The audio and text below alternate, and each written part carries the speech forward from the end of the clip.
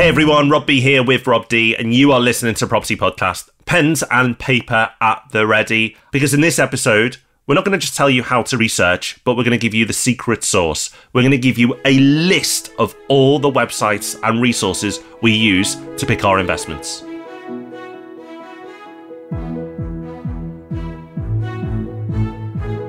Welcome to the Property Podcast. Thank you so much for joining us. We put out a couple of podcasts every week, but when we're not doing that, we are running a business that did over £100 million worth of property transactions last year. And in this episode, we're going to tell you exactly how we do it. And as if that weren't enough, stick around to the end because we're going to be saving you some money on your next holiday as well. It's time for our news story of the week now. And this is big news. Normally, we get eased into the year, right, with property? Well, not this year, because Halifax has released its latest house price data. And Halifax are reporting that the average house price in the UK rose by 1.3% in January. Just January. That's a huge leap. And that means, according to Halifax, property prices in the UK have grown annually over the last year by 2.5%, but with half of that growth in the last month alone. Rob, these are staggering numbers, and they absolutely just fly in the face of what most people predicted was going to happen this year. They do, but you know why that could be the case? Because of the regional differences, something we've mentioned many times, but lots of people seem to think that the Southeast is the housing market. So if you're living in the Southeast, you're seeing lots of houses up for sale in your road, you're seeing asking prices being cut.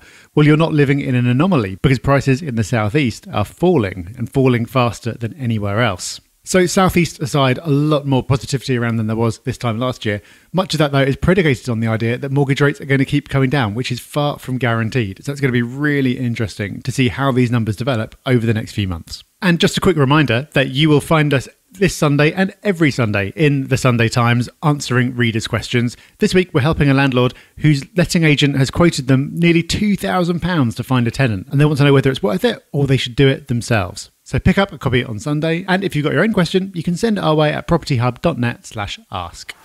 Everyone knows that location is everything when it comes to property, but some TV show nicked that word and kind of made it their own. So we like to talk about fundamentals when it comes to property.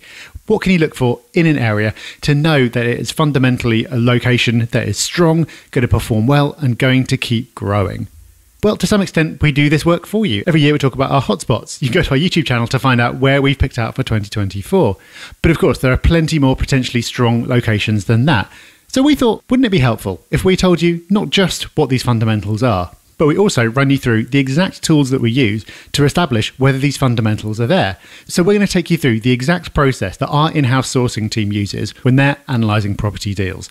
This is the process that they used to do over £100 million worth of deals last year, and which they use as their filter to establish whether an area is going to work or not. So I hope you're ready to take notes, because this could be one of the most valuable episodes we've ever put out. Alrighty, let's start bringing the value, Rob. And let's first of all talk about employment, because employment is one of the key fundamentals of any area. You want to see lots of jobs and you want to see good jobs. So how can you establish if the area you're looking at has strong employment fundamentals? Well, pretend you're a job seeker.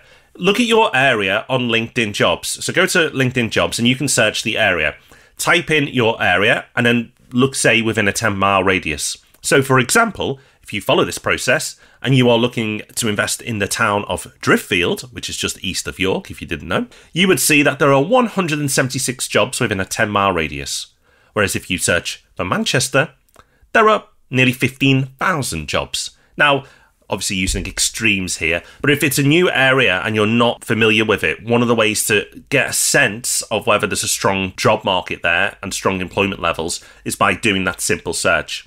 Another way to do it is search for large employers. So just use Google. Google is your friend here, or ChatGPT, and look at your area and then ask it for major employers in that area, and it'll give you a list. ChatGPT-4 is really good at this, so do check that out. So that's employment. So simple stuff to start with, but if you just do that alone, you're already ahead of most investors. Most investors won't take these steps. But let's continue, Rob, because we got employment, but next we want to talk about transport links. Yeah, transport is obviously incredibly important. So we look at road, rail, bus and airport. So road and airport links, obviously really easy. You'll probably know the basic geography of the area anyway, but you quickly figure it out on Google Maps. You can, of course, though, also search news stories for any potential road upgrades. But rail and bus links are really important. So we've talked a lot in the past about the ripple effect. So if we talk about, say, Birmingham and the growth of Birmingham city centre, if the city centre is growing, that's great. Prices are going to go up, and that's going to push people a little bit further out and a little bit further out from there, and so on.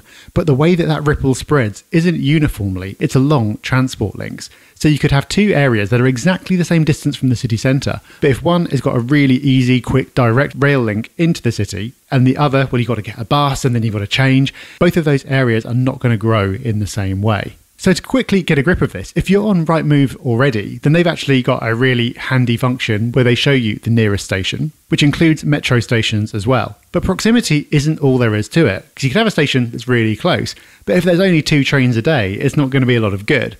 So the next thing that we do is to go onto a website like thetrainline.com to look at timetable information, because what you really want, of course, is for there to be 6 trains an hour into the nearest major centre of employment. And Rob, I believe you've got another super handy tool for doing this. Yeah, let's bonus stack, Rob. Let's give more. So, a website I'm going to recommend to you is commutermaps.co.uk. If you are looking for a commuter town to a major city, this is a great website. So let's say you haven't identified your area yet, but you're looking for an area with good transport links into a major city. Well, this website probably will have you covered. It covers about 12 of the biggest cities in the UK. A lot of these websites just do London, but this covers quite a few areas. So Sheffield, Manchester, London, Birmingham. You think of a major buy-to-let city, it's on this website. You can then say, right, I want to find a station within 40 minutes of this place. Then it will give you all the stations on a map, really easy to see, it's visual, of all the areas within 40 minutes of that city you've chosen. So a really, really good resource. If you haven't quite picked your area yet, but you want strong commuter links, well, check out commutermaps.co.uk. Now, we love trains. Well, I do at least, I'm a bit of a geek. But tenants don't just use the train. They will also use buses. And a quick way to assess the local bus links is bustimes.org. Really simple website. Use it to see how regular bus services are. Just like with trains, if there's a bus stop nearby, it doesn't mean it's a regular service. They might only see 1 or 2 buses a day. So do check how often buses go through your area. But if it's got a regular bus service into other major towns and cities, then that is a great website.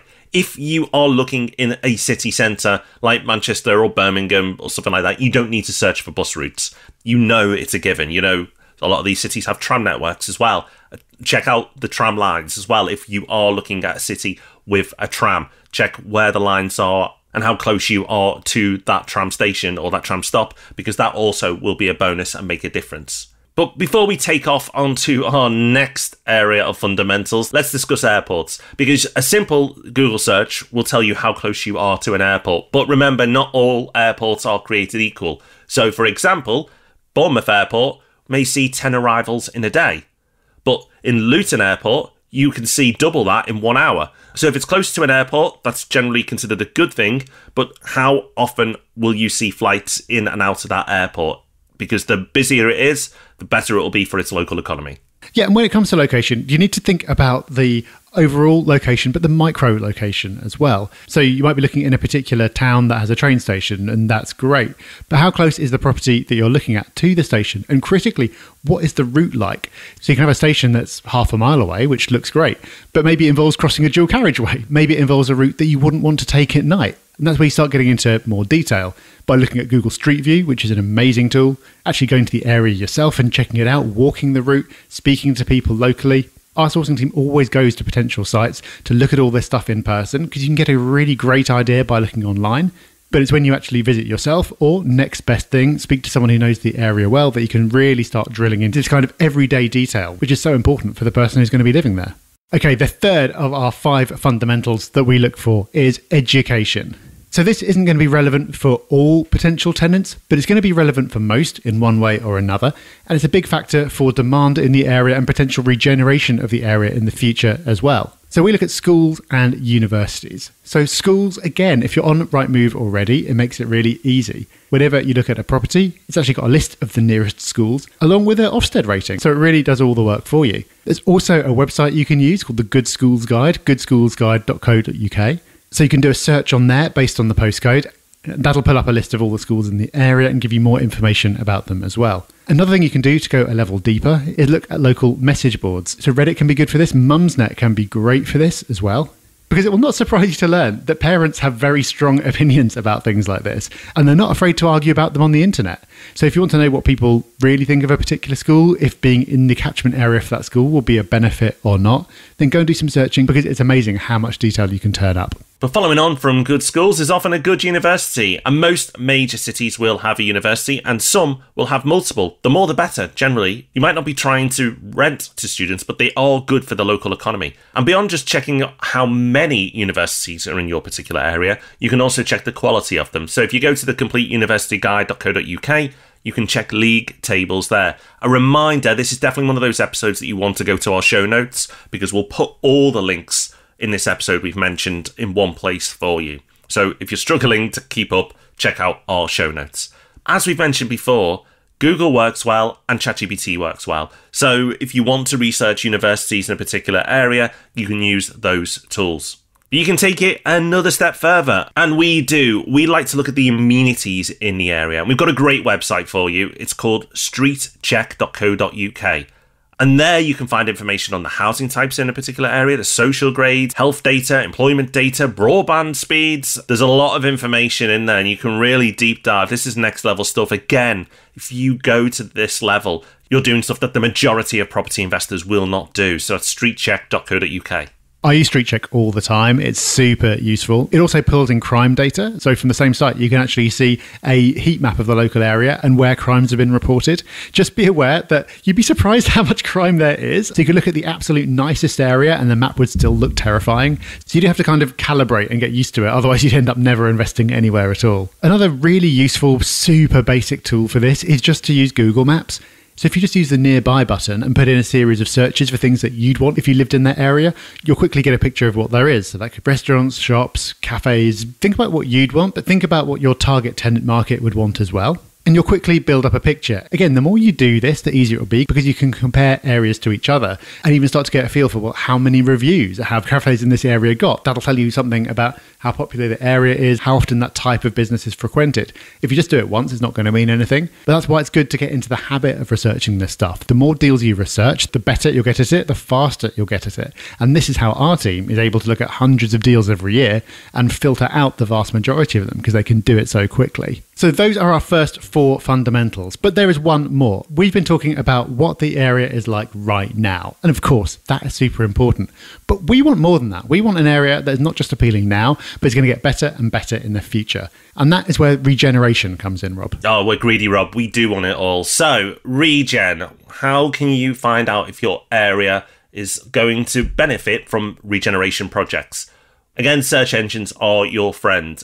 You can search for an area and then regen projects, and you'll often get stuff in the news section. So when you get the results, check the news section, because you'll find information there. But actually, a lot of the towns and cities now have their own investment websites. So for example, if you search Derby and investment, you'll be presented the website investinderbyshire.co.uk. And websites like that are a treasure trove. You've also got like regional websites as well. So you've got Place Northwest, a website that covers all property news in the Northwest, but helpfully has announcements of any major regeneration projects. A word of warning though, regen is good, but not all regen is created equal. So a high street being tarted up and with a bit of paint and a few flowers put out is lovely, and that's great. But a new power station going in, or a new power station going in, or a massive employment zone being created are very different, and will make a much bigger difference to your investment. So regen is welcome, but major regen is what you're looking for. That'll be the stuff that'll really move the needle. So there we have it. There are fundamentals covered. But we've got a theme. We keep on stacking the value today. Rob, let's give everyone some general hints and tips. Let's put the cherry on top of this cake. Yeah, I'd say most of what we've covered so far is facts, but you want to get vibes as well. We want facts and vibes. So for the vibes, there are a couple of different things you can do. A good one is to look at the local press. So it doesn't have to be just the local newspaper anymore. The local papers can be very useful. But social media is great too, because there are lots of publications that don't have anything physical, but they're doing good stuff online. And if you go onto a platform like Instagram, you find the local paper and you follow that, you'll often find that the algorithm recommends other publications to you that you wouldn't have heard of. So quite quickly, with virtually no effort, you can start having all this information coming to you to build up a picture of the type of thing that's going on, and that can be positive stuff. It can be events that are happening, and you get a feel from the type of events that they are, what kind of demographic that they're intended to appeal to. And it can be negative as well. If everyone is complaining about something in particular, then that's useful information as well. But you can also, and I'm aware this sounds extreme, go out and talk to people as well. So everything we've talked about so far, you can do online. And it really is incredible how much you can learn about a location without leaving your desk. But locals are always going to know far, far more than you do. So when you get to the appropriate stage in your research, go talk to local agents. Again, our team does this. They'll always call up local estate agents or letting agents, sometimes just walk in when they're in the area, have a chat. If there's anything that you couldn't quite figure out from your research, go and ask them. Say what you like about estate agents, but they've got an absolute wealth of knowledge. And if you are in an area checking it out, then you can strike up a chat with people working in cafes as well and get some first-hand information. And I think, Rob, this can all sound quite intimidating. We've read out a big long list of things to do, a whole big list of tools that we use. But I think rather than being scary, it should feel empowering, because people get so scared about going and investing away from where they live. And I remember that. I remember feeling that way when I first invested outside London. But what you should be picking up from this is that there is so much that you can learn. And of course, it's going to take you some time at first, but you can get so much quicker. And by going through this process, you can de-risk your investment so much and get yourself to a point of mentally feeling comfortable about it so quickly. Because in the space of a couple of days of research, you can use this process to go from never having heard of a place before to knowing it nearly as well as the people who actually live there. That's it. And remember, all the tools that we've given you today are free to use. You don't have to pay for any of them. What a brilliant world we live in, that you can access all this information and make better decisions. It's fantastic. And you don't have to use all of these tools. If you are investing in Manchester or London or Birmingham in the city centres, then you know the fundamentals are there. You don't need to search for train links because you know they're going to be there. You might want to speak to local agents to find out where the most popular areas are right now. But you don't have to go through all the steps. But if you are looking at a commuter town into some of these cities, then yes, you'll probably want to do more of this list. But a few hours of research is well worth doing. People will spend that time picking their next TV. Your next property is going to be worth hundreds of thousands of pounds. Your TV is not. So put in at least the same effort, but hopefully more into your next investment will really pay off. Because when you get this right, it can be life-changing. So for me, this is time well spent. Well, after doing all that hard work into researching your next investment, I think you deserve a holiday. And Rob, in Hub Extra, we've got a couple of resources that will help you save money on that holiday. There are a few things in the world, Rob, that I enjoy talking about more than property, but holidays might be one of them. I do love a good holiday. And who doesn't? But you know what? What makes a holiday even better? When you've got the best deal you can get. And I'm going to give you an app that you may want to consider using. So when I go on holiday, I will, again, do lots of research. And I will look at the best way to buy that holiday. So whether it's through a package deal or going direct. And a good tip for you, searching airlines like EasyJet and British Airways and others, and looking at their holiday packages, they will often come up cheaper when you package the flight and the holiday together with that airline. So that's the first tip, but that is not the Hub Extra I've got for you today. This Hub Extra is if you're booking direct, so if you're booking your flights and your hotel separately. And if you do, then you want to get the best deal possible on your hotel. Now, I will do a bit of a shop around, but once I've done a shop around, as long as this app is